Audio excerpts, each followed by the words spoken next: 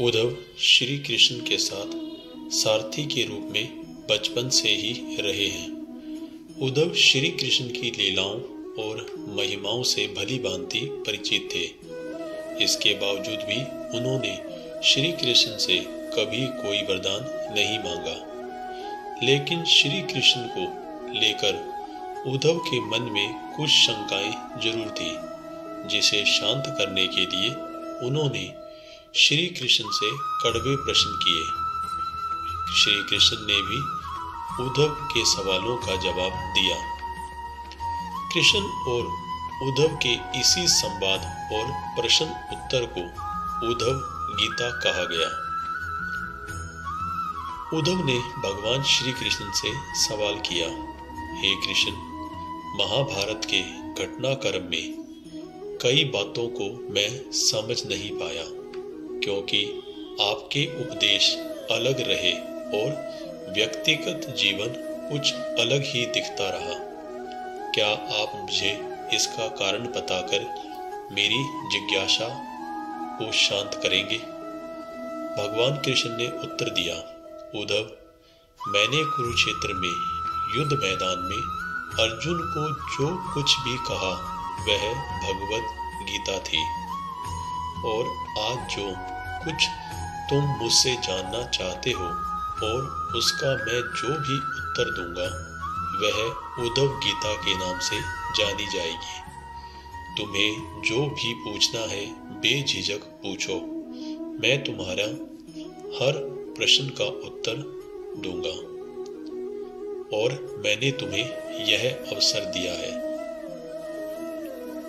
उद्धव ने भगवान श्री कृष्ण से सवाल किया, हे कृष्ण, सबसे पहले मुझे यह बताइए कि सच्चा मित्र कौन होता है? भगवान श्री कृष्ण ने जवाब दिया, सच्चा मित्र वही है जो जरूरत पड़ने पर मित्र की बिना मांगे सहायता करे। उद्धव ने सवाल किया, हे कृष्ण, आप तो पांडवों के आत्मीय प्रिय मित्र थे। आजाद बांधव के रूप में उन्होंने भी हमेशा आप पर भरोसा किया।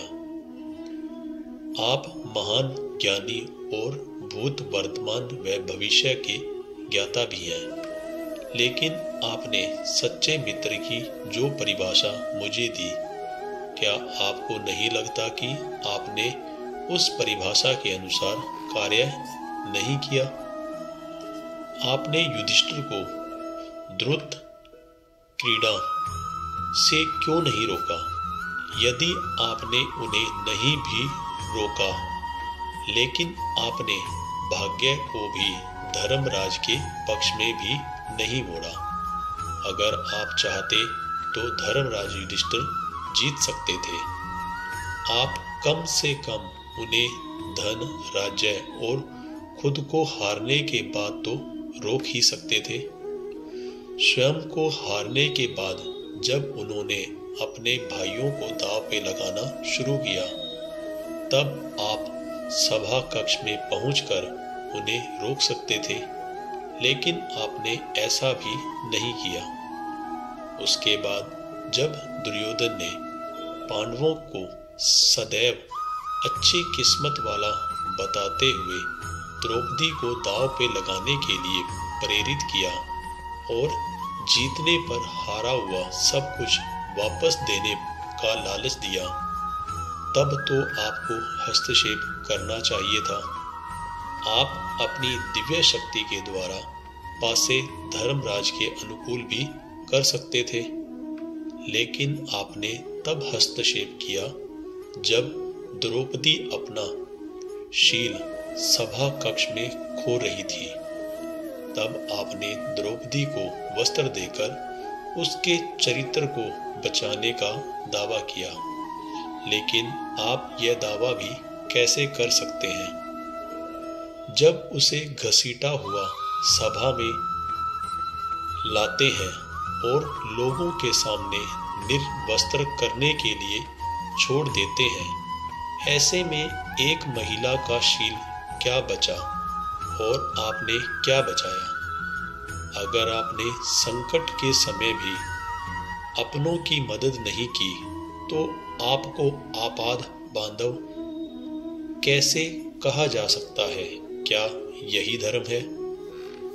उद्धव के प्रश्न को सुनकर भगवान श्री कृष्ण ने जवाब दिया, प्रिय उद्धव, यह तो सृष्टि का नियम है कि विवेकमान ही जीतता है। उस समय दुर्योधन के पास विवेक था और धर्मराज के पास नहीं। यही कारण रहा कि धर्मराज को पराजित होना पड़ा। दुर्योधन के पास जुआ खेलने के लिए धन तो बहुत था, लेकिन उसे पासों की समझ नहीं थी। इसलिए उसने अपने मामा शकुनी का धृतक्रीड़ा के लिए उपयोग किया। यही विवेक कहलाता है। दुर्योधन की तरह धर्मराज भी इस तरह से सोच सकते थे और अपने चचेरे भाई से पेशकश कर सकते थे कि उनकी तरफ से मैं खेलूंगा।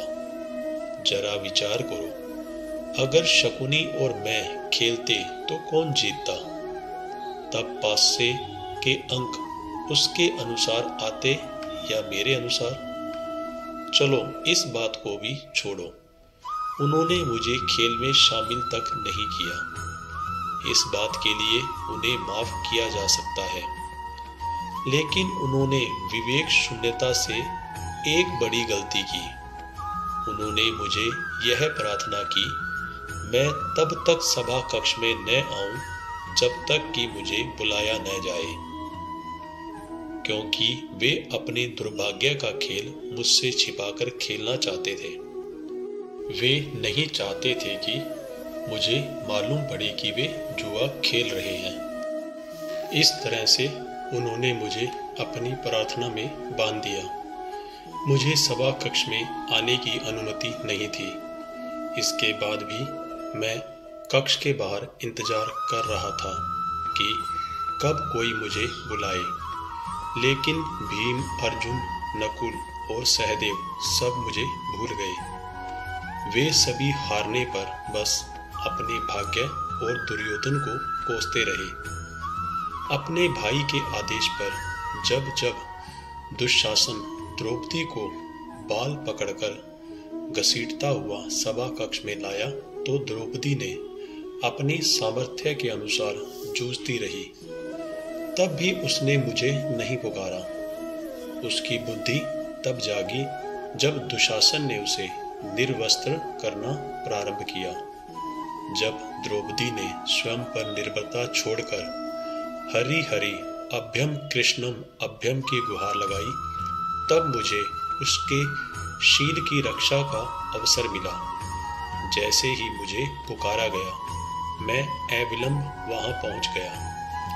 अब इस स्थिति में मेरी गलती है, तुम ही बताओ। उद्धव ने कहा, कान्हा, आपका स्पष्टीकरण प्रभावशाली तो है, लेकिन मुझे यह पूर्ण संतुष्ट नहीं करता। क्या मैं एक और प्रश्न पूछ सकता हूँ? कृष्ण की अनुमति से उद्धव ने पूछा। इसका अर्थ यह हुआ कि आप तभी आओगे जब आपको पुकारा जाएगा। क्या संकट से घिरे अपने भक्त की मदद करने आप स्वतः नहीं आएंगे? भगवान श्री कृष्ण ने जवाब दिया, उद्धव, इस सृष्टि में हर व्यक्ति को जीवन उसके स्वयं के कर्म फल के आधार पर संचालित होता है। न तो मैं इसे चलाता हूँ और न ही इसमें हस्तक्षेप करता हूँ। मैं केवल एक साक्षी हूँ। मैं सदैव तुम्हारे समीप रहकर जो हो रहा है उसे देखता हूँ, और यही ईश्वर का धर्म है। उद्धव ने कहा। उद्धव उलाहने देते हुए कहते हैं, वाह वाह, बहुत अच्छा कृष्ण। यानी इसका अर्थ यह हुआ कि आप हमारे नजदीक रहकर भी हमारे सभी दुष्कर्मों का निरीक्षण करते रहेंगे। हम पाप करते रहेंगे और आप साक्षी बनकर हमें देखते रहेंगे। आप क्या चाहते हैं कि हम भूल करते रहें, पाप की गठरी बांधते रहें, और उसका फल भुगतते रहें? भगवान श्री कृष्ण ने जवाब दिया, उद्धव, तुम शब्दों के गहरे अर्थ को समझो। जब तुम समझकर अनुभव करोगे कि मैं तुम्हारे नजदीक साक्षी के रूप में हर समय हूं, तो क्या तुम कुछ भी गलत या बुरा करोगे? तुम निश्चित रूप से कुछ भी बुरा नहीं कर सकोगे। जब तुम भूल जाते हो और ऐसा समझने लगते हो कि मुझसे छुपकर कुछ भी कर सकते हो, तब तुम मुसीबत में फंसते हो। धर्मराज का अज्ञान भी यही था।